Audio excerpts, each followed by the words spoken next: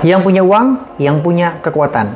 Selamat datang di Mentor Public Speaking bersama dengan gue Samuel Moses. Dan kali ini gue akan membahas salah satu trik manipulasi yang sebenarnya gak bagus buat kita lakuin. Atau mungkin kita adalah jadi korban, yang mana jangan sampai kita jadi korban dan jangan juga kita melakukan hal tersebut. Ini kalau kita melakukan ya, kita sudah mendapatkan kepercayaan atau amanat dari orang yang kasih kita duit, terus kita malah manfaatin dia, kita mainin hatinya dia, dan akhirnya hubungan jadi rusak.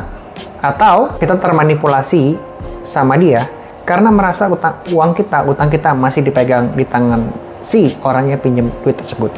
Oke? But the point adalah, lo harus tahu ada sebuah prinsip yang namanya yang punya uang, yang punya kekuatan. Ini nggak menyangkut urusan kekuasaan aja, ya nggak menyangkut urusan power.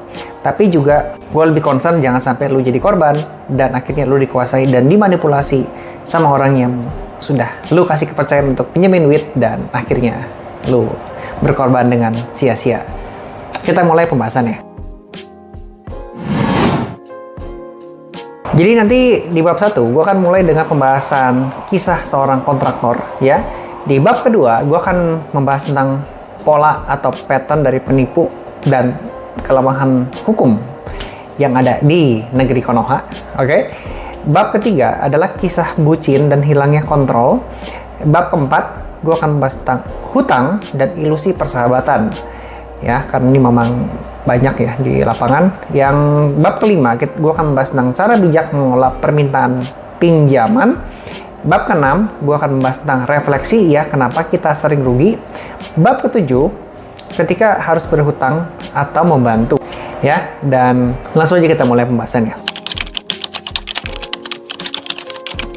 Bab pertama, kisah seorang kontraktor. Oke, jadi ini sebenarnya sih nggak cuma kontraktor ya, tapi ya lu mungkin ngasih duit ke agensi, lu ngasih duit ke somebody lah yang sifatnya harus bayar di awal supaya dia baru mau kerja gitu. Jadi kalau di kontraktor ya, ini banyak kisah nih. Biasanya si kontraktor bakal minta DP dulu dan DP-nya mungkin sampai dengan 50% dan dia menjanjikan akan bekerja sesuai dengan target, hasilnya juga bakal bagus dan akhirnya si pemilik rumah yang mempercayakan rumahnya dibangun sama kontraktor tersebut memberikan DP 50% atau mungkin lunas jangan-jangan. Dan akhirnya kontraktornya baru mau bekerja. Ya, kenapa bisa begitu? Karena kontraktornya mungkin punya portofolio yang bagus, ya. Itu namanya halo efek. Mungkin stylenya oke, atau mungkin ngomongnya manis, ya.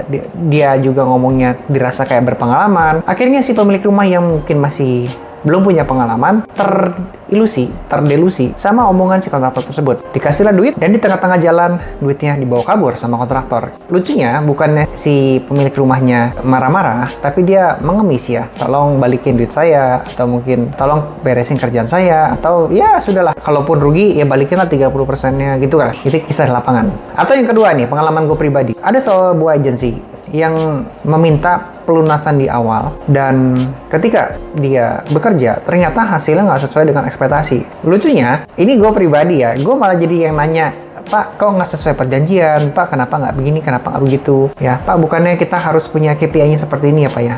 Oh, maaf Pak, saya lagi sibuk. Loh, sebentar. Ini lagi sibuk atau enggak? Kan sebenarnya urusan dia dong. Tapi kok ini malah jadi kayak guanya yang ngejar-ngejar?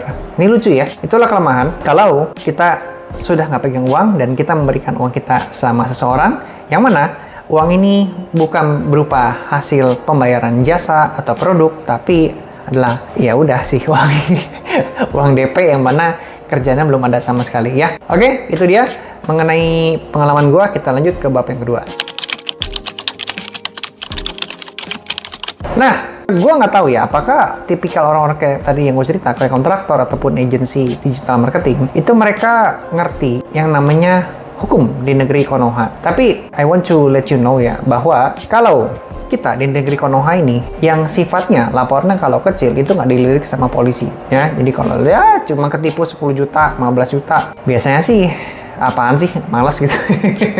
Karena biayanya juga lebih dari segitu ya. Ya apalagi urusannya kalau sampai ke pengadilan. Ya jadi makanya kalau laporan kecil tuh nggak dilirik sama polisi, apalagi sama pengadilan. Yang kedua, kalau kasus besar ya lo juga harus lihat dulu kasus besar tuh berapa banyak duitnya. Harapan gue sih sampai lebih dari 500 juta ya, itu baru worth it lah buat diperjuangin. Tapi kalau di bawah segitu biasanya bayar pengacara itu mahal, bayar polisi, bayar pengadilan, wah mahal banget sih. Belum lagi kalau lawan kitanya punya duit lebih banyak, ya kita yang dirugikan, dia punya duit lebih banyak, jangan-jangan dia pakai duit kita juga untuk membayar pengadilan.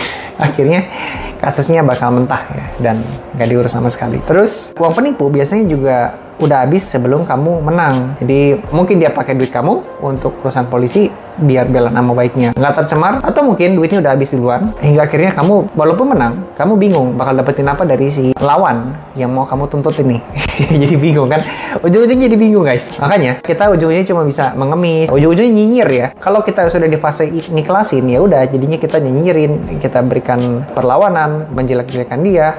Tapi ya nggak balik juga sih, gitu. Ujungnya kita yang capek sendiri. Begitulah urusan yang punya uang, yang punya kekuatan. Di bab yang ketiga, gue kasih sampling yang lain.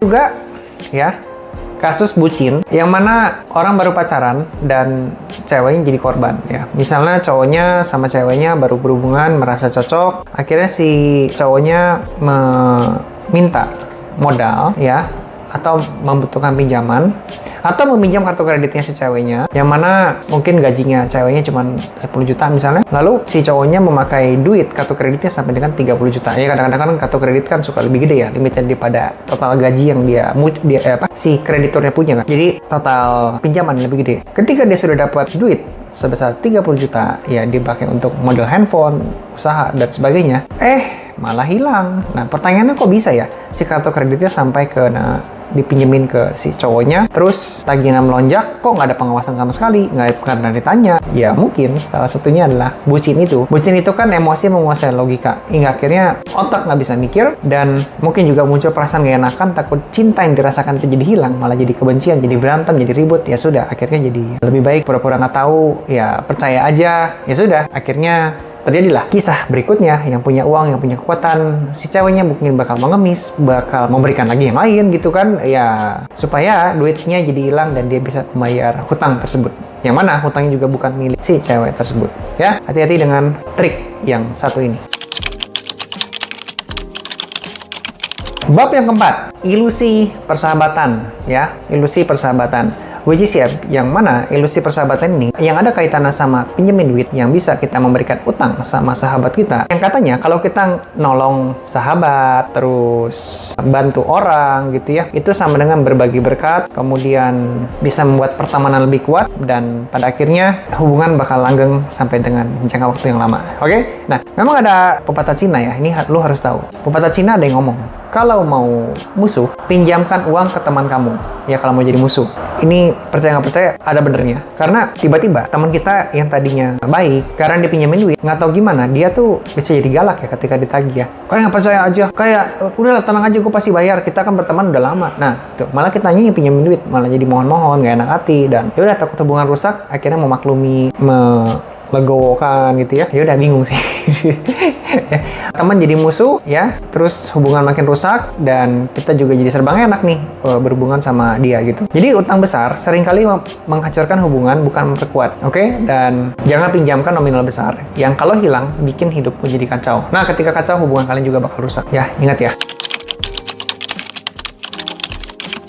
Bab yang kelima. Jadi kalau memang beneran nih teman kita butuh ya, sahabat kita butuh, atau mungkin keluarga kita butuh, atau mungkin tadi pacar kita butuh ya, kontraktor, agensi butuh nih duit dulu di awal gitu kan. What should we need to do buat mereduce the risk biar kita nggak rugi terlalu gede? Ya, gue akan bagi ke dalam 3 poin. Yang pertama adalah alasan cerdas, yang kedua cara preventif, dan yang ketiga adalah minta jaminan. Ya, jadi kalau alasan cerdas, kamu bisa bilang kamu nggak punya uang atau balik minta utang ke dia. Sorry bro, gue lagi nggak ada duit. Boleh nggak? Malah gue yang pinjam duit sama lu. Di situ nggak jadi berutang. Oke? Itu alasan cerdas. Terus kalau tadi sama si kontraktor, Pak, saya kayaknya nggak ada duit nih ya. Tapi kita bisa bikin perjanjian dulu ya, dimana kalau Bapak sudah mengerjakan seberapa banyak, ya saya baru bayar sekian banyak gitu. Nah, itu bikin perjanjian, itu juga part dari alasan cerdas ya, untuk meminimalisir ditipu ya, dan dia juga kan nggak mau ditipu ya. Ya udah pakai perjanjian aja bareng-bareng ya. Terus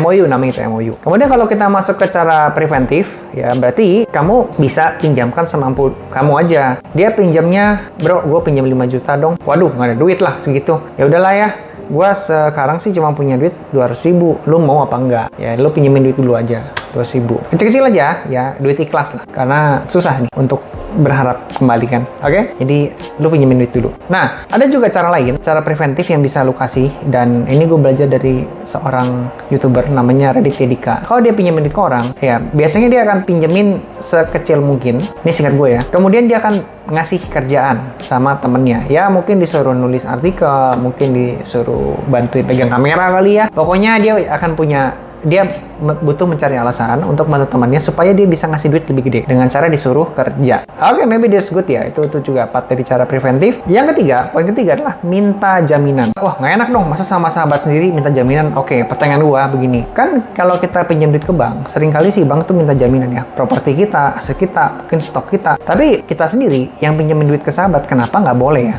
Bank sudah puluhan tahun loh, mungkin ratusan tahun menerapkan sistem tersebut. Berarti sistem tersebut adalah benar. Oke? Sekarang kita ke sahabat kita yang kita ragu-ragu juga sih sebenarnya di awal, tapi karena takut nama baik kita jelek, takut branding kita buruk, akhirnya kita meminjamkan sesuatu tanpa pakai jaminan. Nah, akhirnya yang terjadi adalah Anda menjadi dikuasai sama dia secara emosi, mental, dan pikiran. Ya, kita kepikiran terus sama dia untuk segera balikin duit ya kita pinjemin ya. Oke? Dan pastinya bikin hidup tersiksa. That's why kita butuh jaminan seperti HP, motor, atau mungkin apa ya? Rumah kali, rumah ya, surat rumah ya. Tapi surat rumah juga menurut gua kurang oke sih. Karena lu nggak bisa pakai ya. Buat apa surat rumah? Mungkin juga lu bisa pinjam mobilnya gitu kan ya. Atau mungkin lu pinjam apa? Whatever. Nggak tahu, gua juga bingung. Ya pokoknya sesuatu yang berharga di tempat dia dan pastikan juga lu bisa pakai. Dan kalau bisa juga liquid, hasil liquid ya. Bisa langsung diuangin kalau dia tuh nggak bisa bayar. Oke. Itu dia guys. Bab yang keenam. Nah, sekarang saatnya kita masuk ke sesi refleksi ya. Kenapa kita tuh sering rugi ya? Jadi jangan sampai kita terlalu cepat mempercayakan uang atau tanggung jawab sama orang lain. Yang kedua, lu juga harus tahu bahwa uang itu licin ya. Kalau kita nggak kontrol pemakaiannya, entah kita pribadi ya, entah dipinjemin ke orang, kita bakal gampang terjebak ya. Ingat, uang itu licin. Terus kapan nih kita harus berhutang atau membantu ya? Kita masuk ke bab yang ketujuh. Jadi memang ada kalanya kita membantu untuk musibah, pendidikan, kondisi darurat ya. Jadi ya in my message the end of this video, message-nya adalah kalau pengen bantu orang, ya make sure lu ikhlas. Terus juga harus hitung resiko, jangan sampai bantuan yang kita berikan malah bikin diri kita jadi susah. Terus jangan egois tapi juga jangan naif ya. Nah, terus yang berikutnya, kadang memang kita memerlukan bukan cuma uang, tapi juga kebijaksanaan untuk memegang kendali, dan itulah kenapa kita harus selalu sadar, mawas diri, dan ketika mengambil sebuah keputusan, pakailah kepala dingin bukan dengan emosi semata ya. Jadi kalau emosi lu menguasai logika di saat ada masalah datang, basically better lu diam itu mas ya. Lakukan prinsip diam itu mas supaya nggak salah ambil keputusan, dan pada akhirnya kalau memang keputusan itu harus diambil setelah lu merenung 8 jam, mungkin 2 hari karena lu masih ragu-ragu, dan keputusan based on insting di awal yang mau lu ambil, sikat. Ya udah, berarti lu sudah punya hitung-hitungan kalkulasinya. Cuman kalau lu ragu-ragu, ya better lu diem dulu sih. Itu dia guys ya. Jadi ini adalah part dari trik manipulasi yang punya uang, yang punya kekuatan ya, yang punya uang, yang punya kekuatan. Jadi part di sini adalah lu pinjemin duit ke orang, malah dia yang punya kekuatan terhadap lu. Dan ini juga berlaku terhadap kalau memang lu punya tabungan, lu punya banyak duit, ini bakal meningkatkan halo efek di diri lu, dan orang bakal lebih respect ya sama lu juga. Mental Public Speaking adalah sebuah channel yang membahas tentang cara ngomong di depan, cara presentasi, cara berkomunikasi sama orang, cara membangun relasi sama orang, cara bernetworking, negosiasi, dan juga selling skill, cara jualan. Dan kalau lu suka dengan konten-konten seperti ini, please welcome to subscribe, like, and share juga videonya ya, supaya banyak juga orang-orang lain yang mendapatkan manfaat dari video yang gue buat sekarang. Sampai jumpa di video berikutnya. Bye-bye.